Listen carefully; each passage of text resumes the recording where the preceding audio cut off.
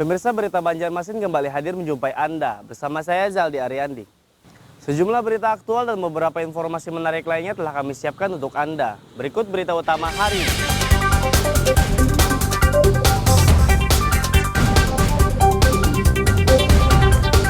Sejumlah ruang kelas SDN Basirih 3 Banjarmasin rusak. Siswa terpaksa belajar secara bergiliran.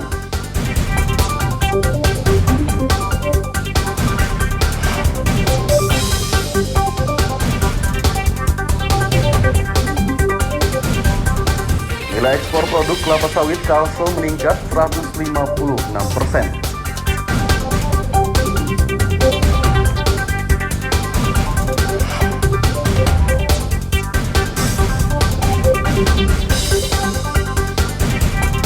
Berbagai atraksi prajurit memeriahkan HUT ke-77 TNI di Kalimantan Selatan.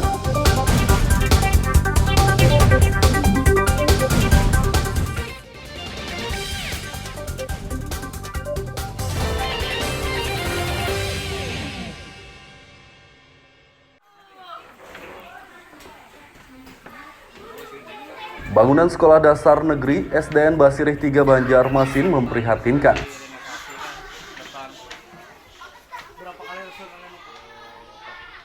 Sekolah yang berlokasi di kawasan Banjur Dalam, Banjarmasin Barat tersebut mengalami kerusakan di beberapa ruang kelas. Total ada 4 kelas yang rusak. Rata-rata kerusakan terjadi pada bagian dinding dan plafon. Kerusakan pada sejumlah ruang kelas ini terjadi sejak 5 tahun lalu, namun hingga kini tak kunjung diperbaiki. Dulu kan yang itu, Bang. Dulunya di sini karena kita nih ruang kelasnya berolling. Dulunya kelas 4, kelas 5 di depan sini. Kemudian yang di belakang sana itu adalah kelas 1 dan kelas 2. Karena sekarang bangunannya sudah rusak, jadi kita maksimalkan sisa bangunan yang ada. Sudah beberapa kali kemarin kita usulkan lewat proposal maupun laporan dari Dapodik. Nah, mudah-mudahan ada titik terang. Kemarin ada di Kantor Masuk Dinas Pendidikan di tahun 2023 kemungkinan akan ada dana bantuan untuk perbaikan bangunan sekolah. Akibat sejumlah ruang kelas rusak, siswa di sekolah ini pun terpaksa belajar secara bergiliran. Dari Banjarmasin, Lutfi Darlan dan Hudail melaporkan.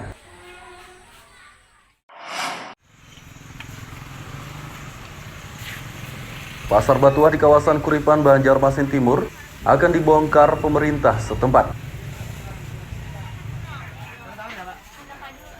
Pembongkaran pasar dilakukan untuk pengamanan aset pemerintah Banjarmasin dari bangunan-bangunan milik warga.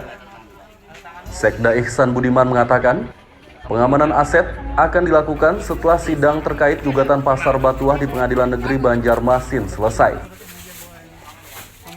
Itu kaitannya kan yang bermasalah kan surat keputusan wali kota. Nah, sebelum keputusan wali kota pun kan masih mempunyai dasar dan dianggap sah lah.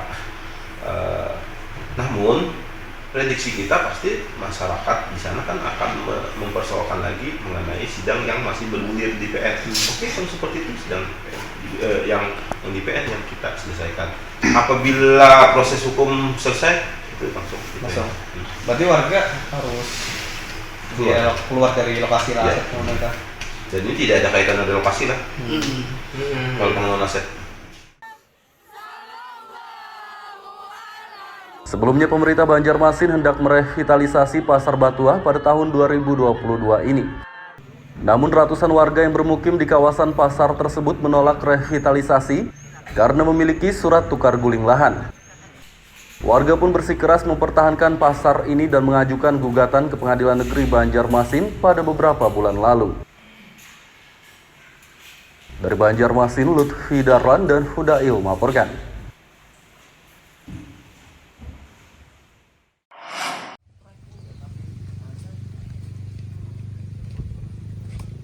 Nilai ekspor produk kelapa sawit Kalimantan Selatan meningkat signifikan.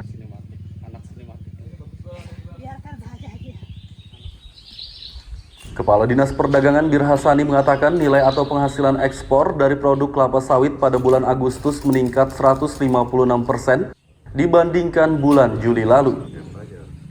Pada bulan Juli nilai ekspor produk kelapa sawit hanya 74.197.374 dolar Amerika.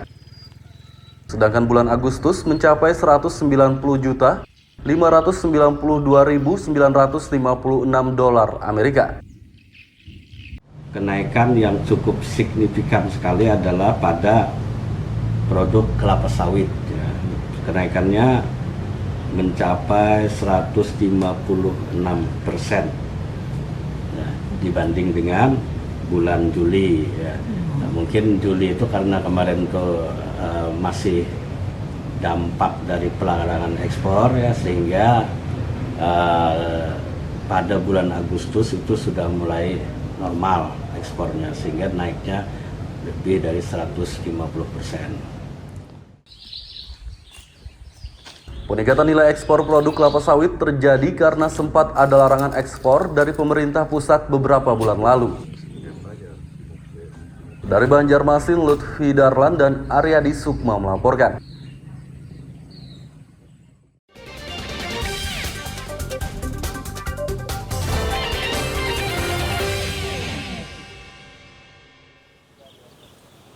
Pemirsa, masih bersama kami dalam Berita Banjarmasin. Bagi Anda yang baru bergabung, berikut Berita Banjarmasin utama hari ini.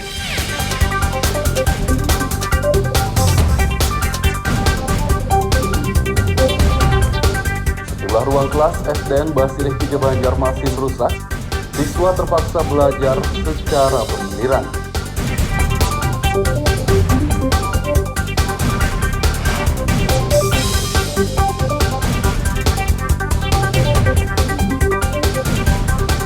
Nilai ekspor produk kelapa sawit Kalsel meningkat 156%.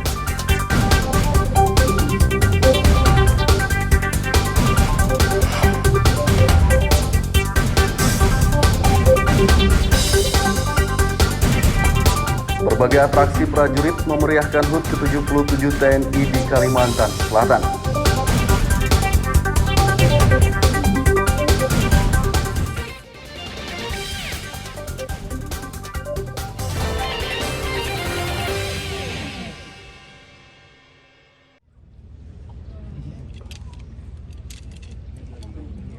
Berbagai atraksi memeriahkan HUT ke-77 Tentara Nasional Indonesia TNI di Kalimantan Selatan.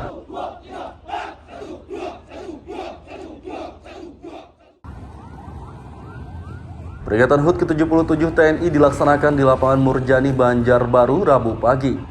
Dalam kegiatan ini, prajurit TNI Kalsel menampilkan sejumlah atraksi, diantaranya ketangkasan berkendara dan drum band. Warga pun antusias menyaksikan berbagai atraksi yang disuguhkan oleh para prajurit tersebut. Salah satu warga, Rina, berharap TNI selalu kompak dan senantiasa mengayomi masyarakat. Semoga TNI kedepannya lebih jaya lagi, lebih solid lagi, dan semoga seluruh Tentara Nasional Indonesia bisa menjadi panutan untuk masyarakat Indonesia. Selain itu ada lagi tambahan untuk menyaksikan hari jadi ini, apa sih yang bisa disibukkan dengan kemeriahan hari ini? Dan dengan adanya hari jadi ini menampilkan ke masyarakat tentang adanya Tentara Nasional Indonesia yang merupakan tentara yang solid, tentara yang menjaga NKRI Indonesia. Gubernur Kalsel Sabiri Nur berharap TNI semakin dicintai masyarakat dan selalu menjadi kebanggaan Indonesia. Kita atas nama pemerintah Provinsi Kalimantan dan rakyat Banua Kalimantan Selatan mengucapkan Dirgahayu Tentara Nasional Indonesia yang ke-77. Semoga TNI selalu dicintai oleh rakyat Banua tercinta dan rakyat Indonesia secara keseluruhan. Teruslah bergerak, TNI maju dan Indonesia jaya. Sabiri Nur menambahkan TNI harus selalu bergerak untuk memajukan Indonesia. Dari Banjarbaru, Lutfi Darlan dan Fahmi melaporkan.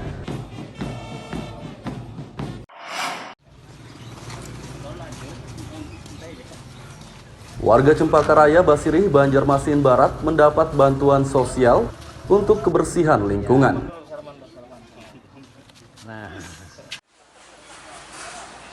Bantuan yang diterima warga adalah 1 unit motor pengangkut sampah dan puluhan bak sampah. Bantuan fasilitas penunjang kebersihan lingkungan tersebut diterima warga Cempaka Raya Rabu kemarin. Ketua RT Aidil Fitri merasa senang dan bersyukur atas bantuan ini. Menurutnya bantuan tersebut sangat bermanfaat untuk menjaga kebersihan lingkungan. Ini bantuan ini kita gunakan untuk sesuai dengan permintaan kami, yaitu untuk pengangkutan sampah yang mana di Banjarmasin itu kita lihat bahwa pengangkutan sampah kita ini kan ada berjeda waktu ya Pak. Biasanya di tempat TPA itu, nah kalau kami misalnya waktunya mepet tidak bisa membuang sampah di tempat yang ditentukan, maka kami akan membuang tempat sampah yang sudah disiapkan di jalan tol. Itu makanya kami memerlukan armada. Jadi sangat terbantu Pak ya? Sangat terbantu sekali. Itu diberikan kepada beberapa titik, ada SLB, teman-teman kita dari Sekolah Luar Biasa Negeri Banjarmasin, ada SD Laga Biru Banjarmasin, ada, itu terbagi 2 ya, Laga Biru 9 ada, SD Laga Biru 1 ada, lalu SMA Korpri. Nah untuk yang penyediaan air bersih ini kita juga bekerja sama dengan Koramil setempat, yaitu Koramil yang berada di wilayah Kelurahan Pasar Lama dan Laga Biru. Mereka atau teman-teman dari TNI turut serta untuk membantu berkoordinasi dengan warga dalam pelaksanaan pembangunan sumur bor ini. Bantuan fasilitas penunjang kebersihan lingkungan ini diberikan oleh salah satu perusahaan BUMN. Dari Banjarmasin, Lutfi Darlan dan Ahmad Fauzi melaporkan.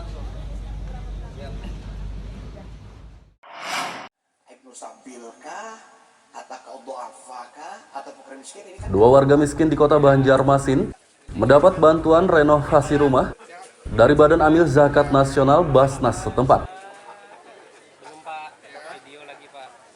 Dilanjutkan. Dua rumah yang direnovasi berlokasi di Kecamatan Banjarmasin Timur, yakni Sungai Lulut dan Pekapuran Raya. Kedua rumah ini direnovasi selama 40 hari dengan dana 60 juta rupiah untuk masing-masing rumah. Zakat, infak, sedekah, salah satu di antaranya adalah yang masuk di 60 juta itu kupon 2000. Yang digabung, jadi kupon 2000 itu masuk dalam lingkaran zakat, infak, sedekah. Kalau pemerintah tahun akan datang beganal, wali kota tambah aja. Pokoknya jadi 5.000 setahun setiap kakak kan. Berarti bisa berpuluh buah rumah tuh kita pada. Karena kan sesuaikan pendapatan kita. Yang paling penting programnya adalah regulasinya aman, sesuai dengan ketentuan program pemerintah kota. Kemudian syariahnya kayak apa? Kita pekerja batalempoh lawan MUI kota dan provinsi supaya jangan tersalah.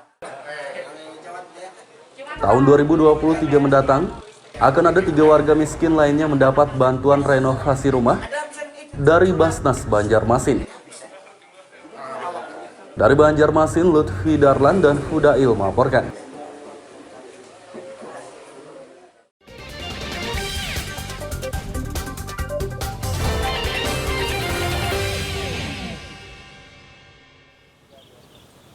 Pemirsa masih bersama kami dalam Berita Banjarmasin. Bagi Anda yang baru bergabung, berikut Berita Banjarmasin utama hari ini.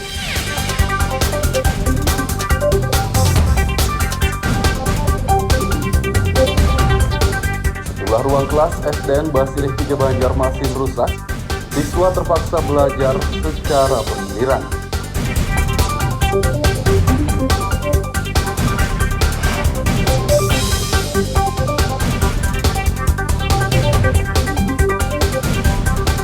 Nilai ekspor produk kelapa sawit Kalsel meningkat 156%.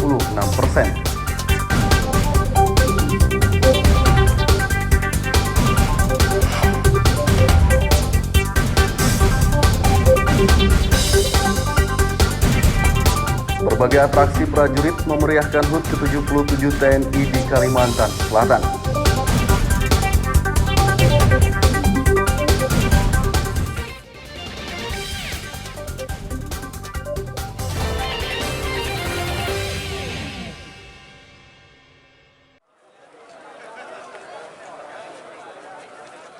Pendukung Barito Putra menggelar doa bersama untuk korban kerusuhan di Stadion Kanjuruhan Malang, Jawa Timur.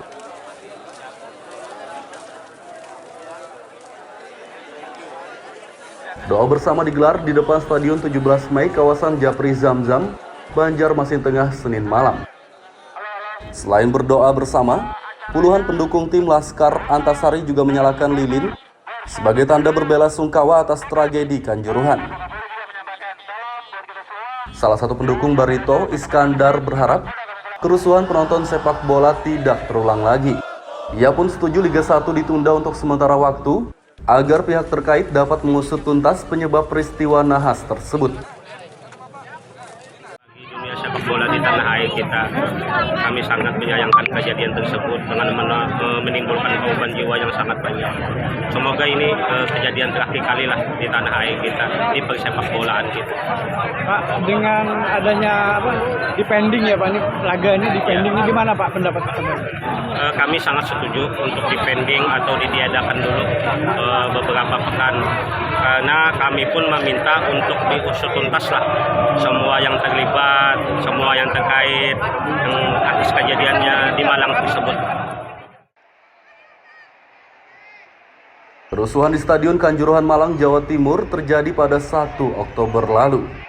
Kerusuhan ini merupakan tragedi terburuk dalam sejarah persepak bolaan tanah air karena menewaskan 131 orang. Dari Banjarmasin, Lutfi Darlan dan Ahmad Fauzi melaporkan.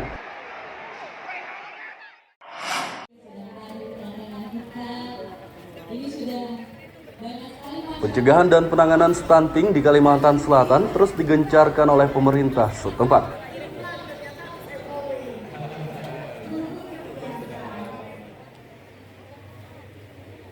Kepala Badan Kependudukan dan Keluarga Berencana Nasional, Hasto Wardoyo mengatakan, seluruh daerah termasuk Kalsel harus menurunkan prevalensi kasus stunting. Menurutnya, angka prevalensi stunting secara nasional ditargetkan turun di bawah 14% pada tahun 2024 mendatang. 30% itu kita targetnya memang harus di bawah 20%. Harus. Nah, 2024 memang kita targetnya 14%. Tapi saya berharap Kalsel ini secepatnya di bawah 20% harapan saya. Karena syarat dari WHO minimal yang masih bisa ditolerir adalah 20%.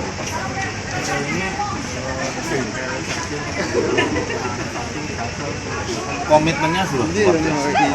Ketua tim percepatan penurunan stuntingnya provinsi kan Pak Wakil Gubernur, penasihatnya Pak Gubernur, beliau sudah komitmennya sudah luar biasa. Kemudian Bupati Wali Kota menjadi ketua tim untuk pengarahnya, kemudian wakil-wakil Bupati Wali Kota menjadi pelaksana. Komitmennya sudah luar biasa. PKK apa itu, komitmennya luar biasa. Prevalensi kasus stunting Kalsel ditargetkan turun di bawah 20% pada tahun 2024 mendatang.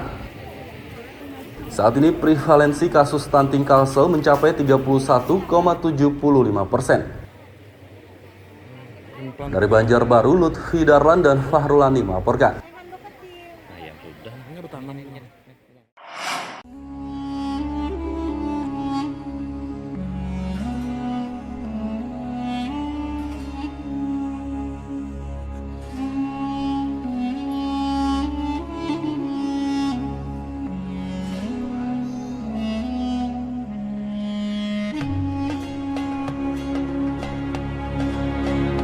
Ada satu makam unik di Kabupaten Tapin, Kalimantan Selatan yang kerap dikunjungi peziarah, baik lokal maupun luar daerah. Makam Datu Nuraya namanya.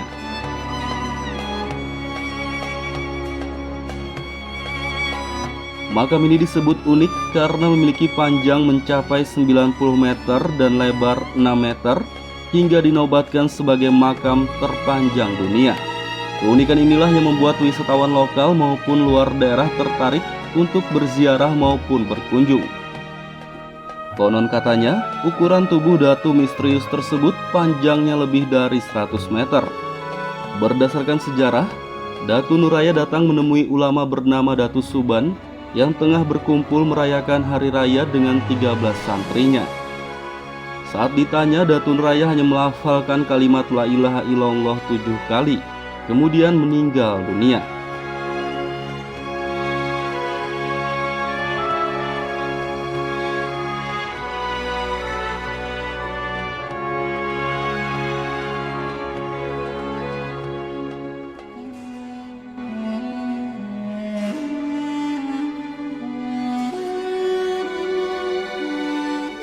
Datu Suban dan ke-13 santrinya sempat kebingungan karena merasa tidak sanggup mengangkat jenazah raksasa tersebut.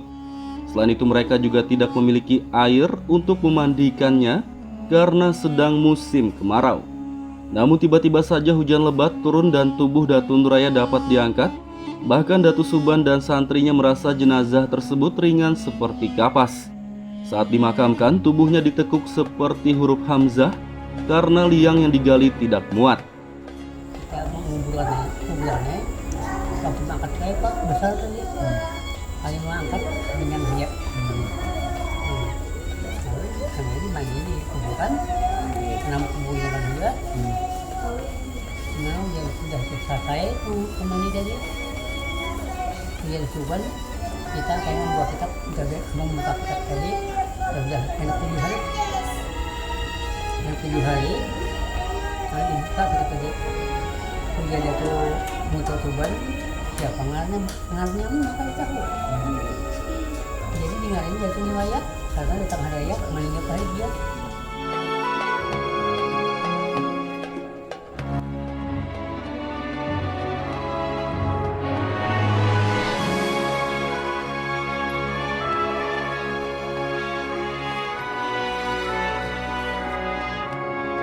Datu Nuraya tidak diketahui nama aslinya. Datu Subanlah yang memberi nama tersebut setelah 7 hari dimakamkan. Datu misterius itu dianggap wali Allah karena membawa kitab yang kini terkenal, yakni Kitab Barencong.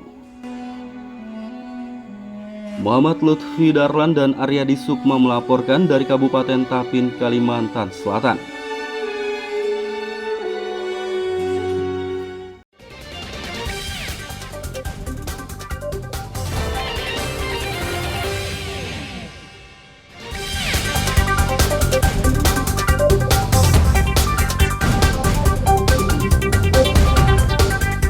Ruang kelas SDN Basirih 3 Banjarmasin rusak, siswa terpaksa belajar secara bergiliran.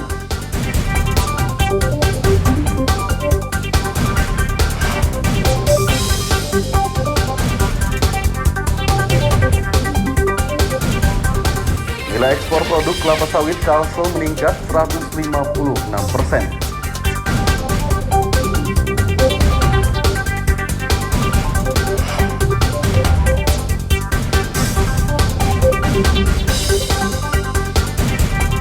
Berbagai atraksi prajurit memeriahkan HUT ke-77 TNI di Kalimantan Selatan.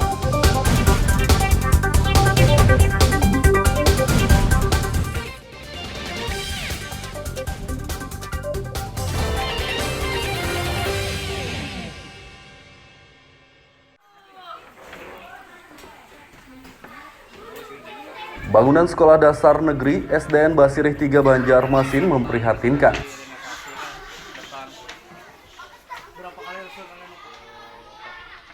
Sekolah yang berlokasi di kawasan Banjur Dalam, Banjarmasin Barat tersebut mengalami kerusakan di beberapa ruang kelas. Total ada 4 kelas yang rusak. Rata-rata kerusakan terjadi pada bagian dinding dan plafon. Kerusakan pada sejumlah ruang kelas ini terjadi sejak 5 tahun lalu, namun hingga kini tak kunjung diperbaiki. Dulunya di sini karena kita nih ruang kelasnya berolling.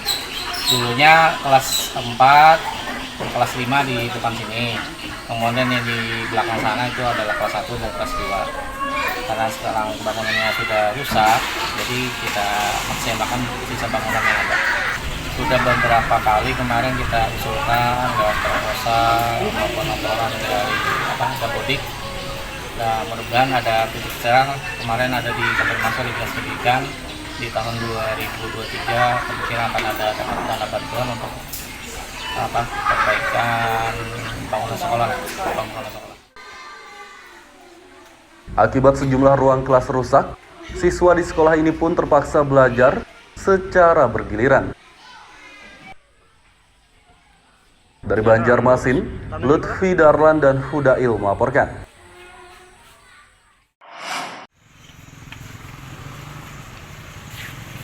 Pasar Batuah di kawasan Kuripan, Banjarmasin Timur akan dibongkar pemerintah setempat. Pembongkaran pasar dilakukan untuk pengamanan aset pemerintah Banjarmasin dari bangunan-bangunan milik warga. Sekda Ihsan Budiman mengatakan, pengamanan aset akan dilakukan setelah sidang terkait gugatan Pasar Batuah di Pengadilan Negeri Banjarmasin selesai.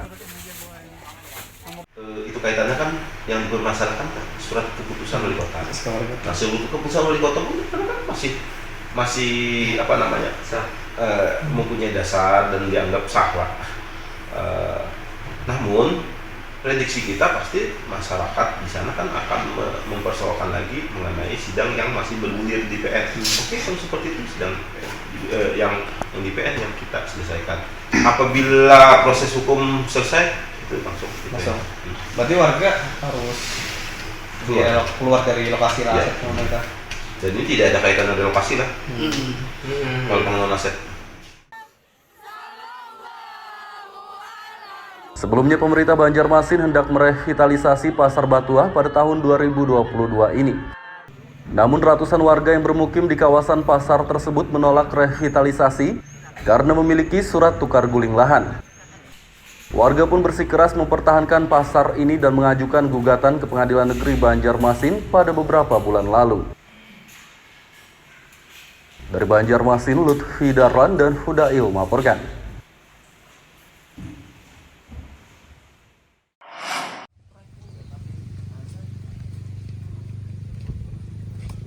Nilai ekspor produk kelapa sawit Kalimantan Selatan meningkat signifikan.